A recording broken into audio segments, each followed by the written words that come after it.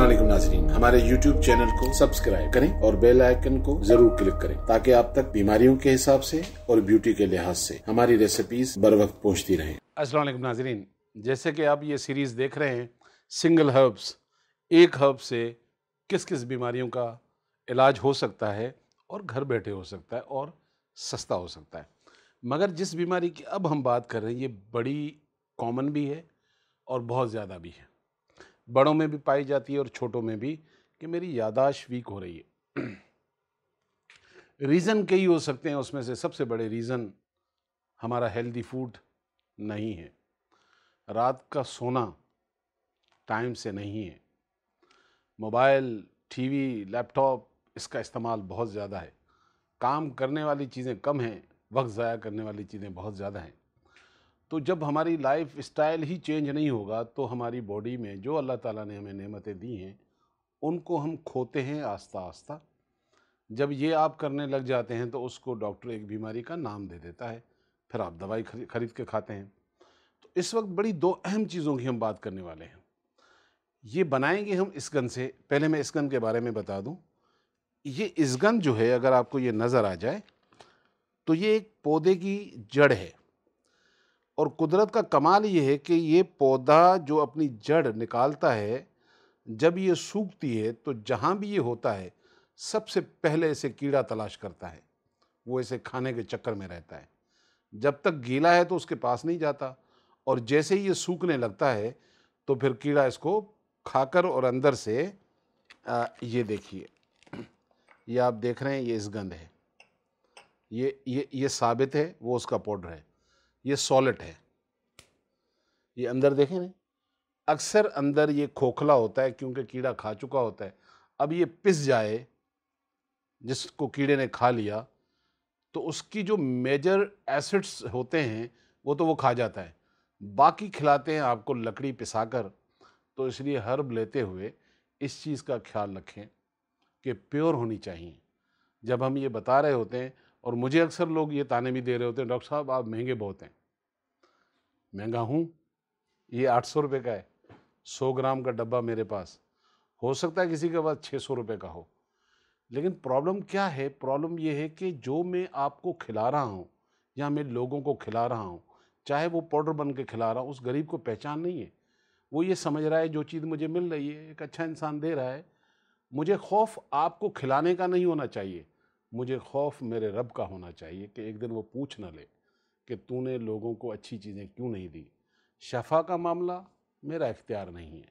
सूरह शोरा की 80 नंबर आयत है, अल्लाह ताला कहते हैं जिसे चाहते हैं हम शिफा देते हैं। लेकिन कम से कम जो चीज़ें, जो भी आपका बिजनेस होता है, जो मेरा होता है, हम यहीं से कमा कर अपने बच्चों को देते हैं, उसको इतना प्योर रखें, अल्लाह खुद ही बरकत डाल देगा। तो अच्छी चीज़ थोड़ी महंगी ज़रूर होती है, कहीं से भी ख़रीदें, उसमें डॉक्टर ईसा का होना ज़रूरी नहीं है। ज़मीन अल्लाह ताला पूरी कभी शैतान को नहीं देता। अच्छे लोग भी ज़मीन पर बसते हैं, बुरे लोग भी बसते हैं, जहाँ खैर है वहाँ शर भी होता है। तो जड़ी बूटियाँ लेते हुए इस चीज़ का ख्याल रखें कि प्योर होनी चाहिए। तो अच्छा जी, पहले हम बनाने वाले क्या हैं? सबसे पहले बनाने वाले हैं आपकी यादाश्त। या बच्चों की यादाश्त अच्छी नहीं है, पढ़ते हैं भूल जाते हैं, या बड़े कहते हैं वो अक्सर मैं ना बात करते करते भूल जाता हूँ, कहाँ रखा था, क्या हो रहा था। इसमें कुछ बीमारियाँ भी होती हैं, जैसे अक्सर मैंने थायराइड वालों को देखा है तो उनकी यादाश्त का भी मसला होता है। एक और बीमारी होती है, उस मतलब बहुत सारी ऐसी बीमारियों में होता है, लेकिन आपको कोई बीमारी नहीं है मगर यादाश्त अच्छी नहीं है, बच्चों की हो बड़ों की हो। घर में ये माजून बना के रखें और सब खाएं, यादाश्त ऐसी कि 1 साल पुरानी बात भी नहीं भूलेंगे और करंट भी नहीं भूलेंगे। तो करना क्या है आपको? आपने लेना है प्याला और उसमें डालना है आपने सबसे पहले, क्योंकि आपको कितना बनाना है ये आप क्वांटिटी में बता रहा हूँ, ज़्यादा बनाना है कम बनाना है मैं क्योंकि यहाँ सिर्फ दिखा रहा होता हूँ, थोड़ा थोड़ा बना रहा होता हूँ, ताकि आप अगर ज़्यादा बनाएं तो उसको रेशो वही रखें। मिसाल के तौर पर मैंने जी इसगंध लिया है 1 टेबल स्पून, ठीक हो गया, ये 1 टेबल स्पून इसगंध लिया है। आप ज़्यादा बनाना चाह रहे हैं, 1 टेबल स्पून की जगह 2 कर लेंगे, 3 कर लेंगे, 4 कर लेंगे, 5 कर लेंगे, आपकी मर्ज़ी। जितना ये बढ़ाएंगे और बाकी चीज़ें इसमें क्या डालेंगे उसको नोट कर लें। तो 1 टेबल स्पून अगर मैंने इसकंद लिया है तो मैं इसमें लूँगा काली मिर्च। काली मिर्च का रेशो जो है 1 टेबल स्पून के अंदर चाय के चम्मच का चौथा हिस्सा होगा। 1/4 टीस्पून काली मिर्च का पाउडर, हस्बे जायका इसमें ऐड होगी मिश्री। और अगर शुगर के पेशेंट हैं, किसी वजह से आप मीठा किसी बीमारी में नहीं खा रहे हैं, तो आप इसको ड्रॉप कर सकते हैं। थोड़ी सी आपने इसमें मिश्री डालनी है, हाफ टी स्पून के करीब, क्योंकि इसमें एक और चीज़ डालनी है, वो है हनी। इसके बाद आपने इसमें डालना है जी हनी। अब आपने ये जो हनी डाला, जब इसको मिक्स करेंगे तो हम हिकमत वाले लोग कहते हैं जी ये माजून हो गया, यानी कि आप इसमें हनी डालकर और इसका पेस्ट बना लेंगे।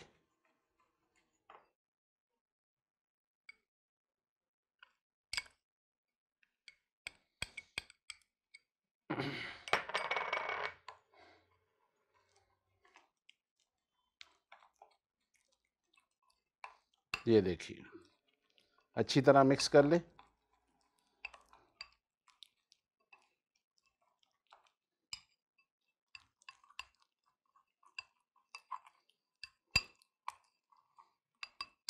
ज़्यादा बनाना है, इस रेशो को आप ऊपर ले आइए नंबर वाइज, जैसे मैंने बताया, और एक अच्छी सी जार लें, उसमें ये माजून बना के रख लें। बच्चों के लिए आधी चाय की चमची सुबह शाम, जो 8 साल से लेकर 18 साल तक हैं, आधी चमची। और अगर 8 साल से नीचे हैं, 2 साल के हैं, 3 साल के हैं, तो सिर्फ थोड़ा सा उठाना है और उसको चटाना है। तो छोटे बच्चे जो नीचे होंगे 8 साल से, 5 साल, 4 साल, 3 साल, बस यहाँ पर सिर्फ चटाने का काम चलेगा। और अगर वो बच्चे 8 साल से 18 तक हैं तो आधी चमची सुबह शाम। और अगर आप मेरी तरह बड़े हो चुके हैं, 25 साल के हो गए हैं, अब आप 100 साल तक हैं, कोई परवाह नहीं, 1 चमची सुबह शाम।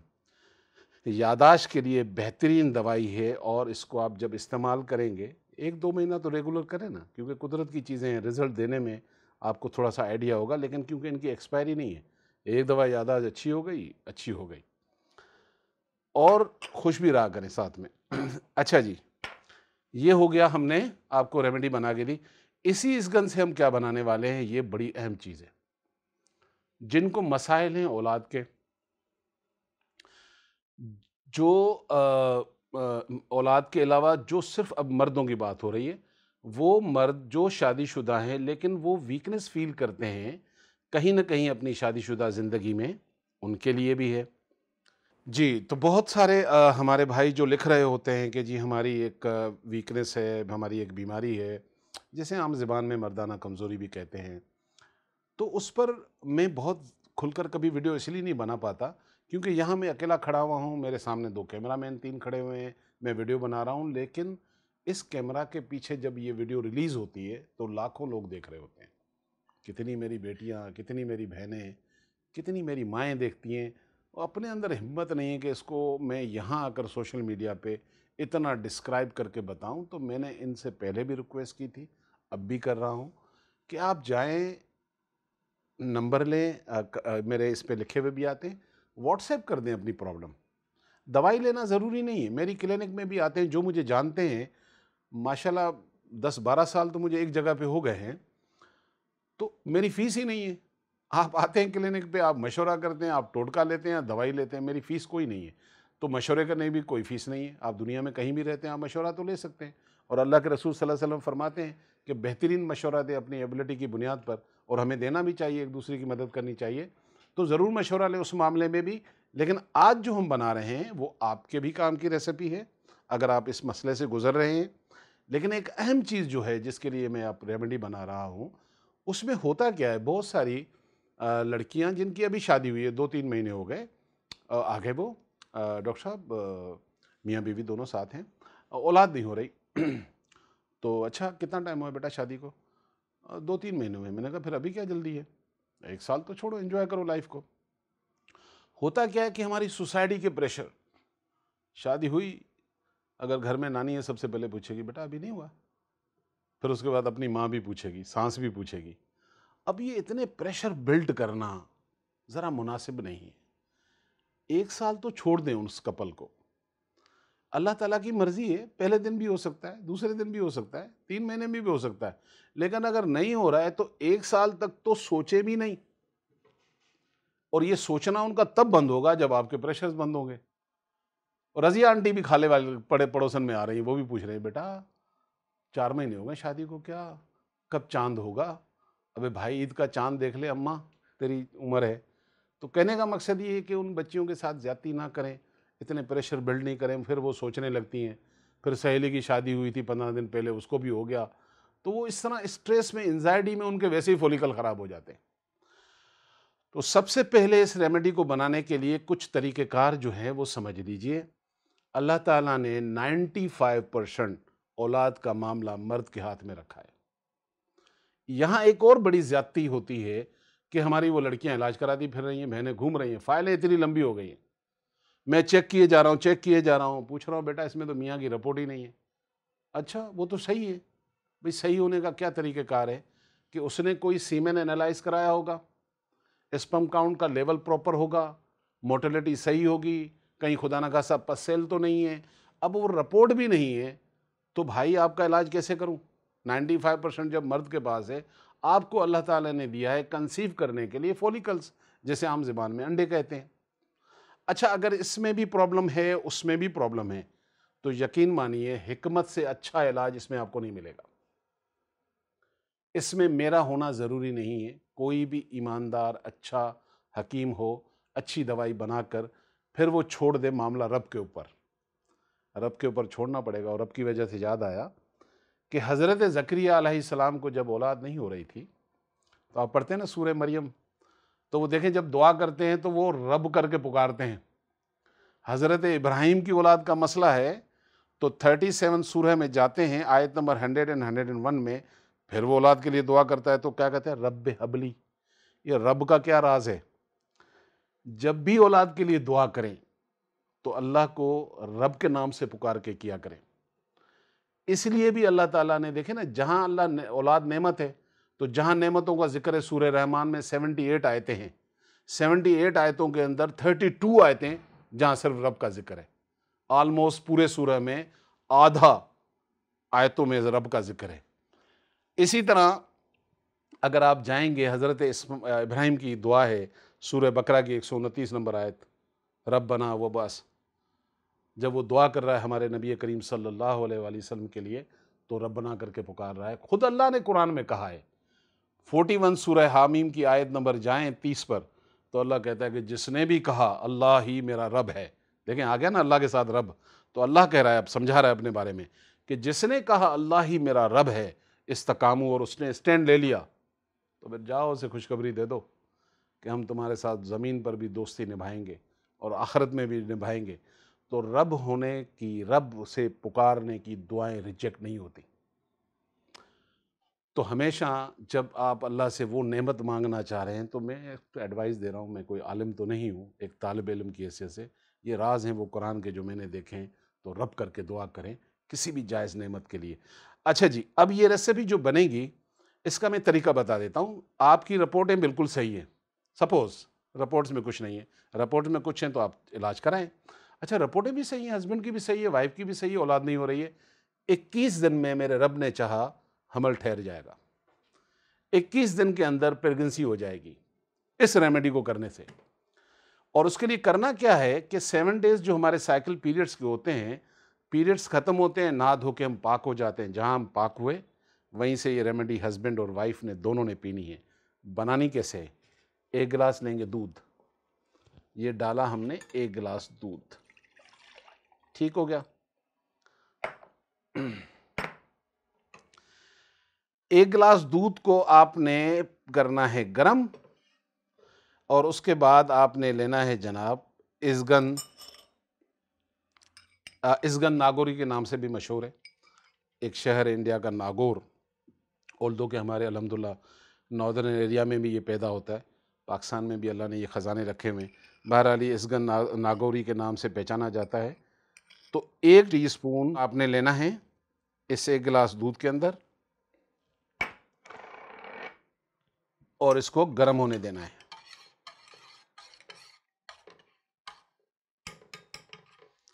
फिर इसमें आपने ऐड करना है जी हस्बे जायका मिश्री, ठीक है, पाउडर कर लें।